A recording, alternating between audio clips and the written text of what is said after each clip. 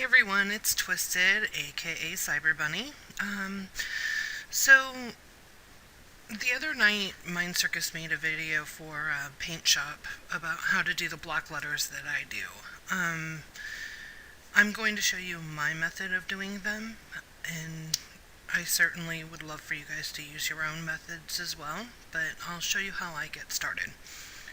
So pretty much what I do is I take a model and I already do like the backgrounds and everything else. Next, we're going to go ahead and apply that image to make it a full image. I'm going to go ahead and group this. So here is the merged layer. Next, I use name brushes more than I use fonts lately. It's just kind of my method of doing things. And that's basically a video for next time. So I have a relatively thick font. Now, we're going to have issues with this font because it's not thick enough to get most of the model. But I'm going to show you a way around that. So here we have Maria's name. We're going to go ahead and make the selection. And then we're going to go and make a stroke. And we're going to make a big stroke, so probably about 25 pixels. So here we have a thicker font. Now we're going to go ahead and just place this where we want it to be. So we're going to say probably about there. We're going to also make it so it's touching or close to touching the ends.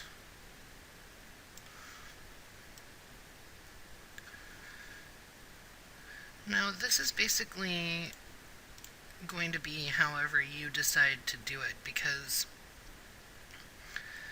not every image is going to look good with this sort of technique. And certainly if we were just to go now and make this selection, it is only going to be just, these pieces, so most likely I would go with something laying down so that you would get more. However, we're not going to go that route with this. First, we are going to duplicate the image. We're going to make the selection, and then we're going to hit our mask. So there, all we have is just the name with the cutout. I'm going to apply the layer mask. And now with this, what I'm going to do is I'm going to hide this layer. So this one right here, I'm going to hide it. And from here, I'm going to basically make an avatar like I normally would. So I'm going to go ahead and do my process like I normally would, and I'll show you basically what the effect is when I'm done with it. I grabbed the wrong filter. This is my fault. Hold on one second.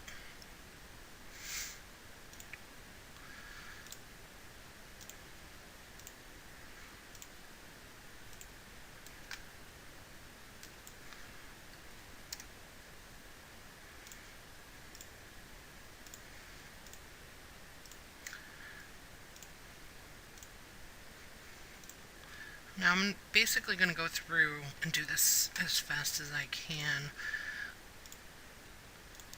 My process, maybe some other time I will do a video on what my process is to get my avatars to look the way they do. For now, I'm going to go pretty quickly.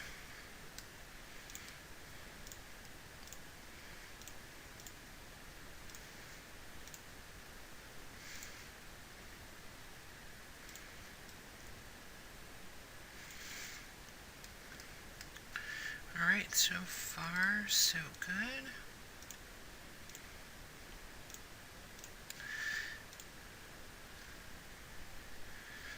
And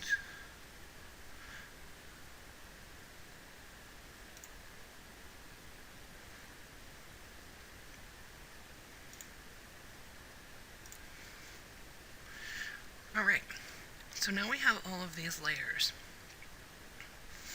We're going to go ahead and group these ones, and we're going to turn them off. All we need is this very top layer. We're going to turn this back on, and there you go.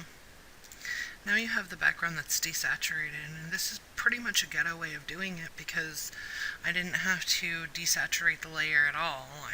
All I did was I went through my process, and that gave me the look I wanted. Now I can certainly go ahead and lower the opacity of this top layer, which I would do.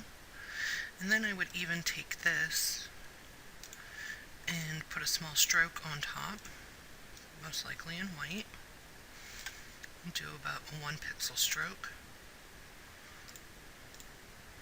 And then I can even go in and do a drop shadow on this bottom layer here. I could even go in and do an outer, not an outer glow, I'm sorry, an inner glow.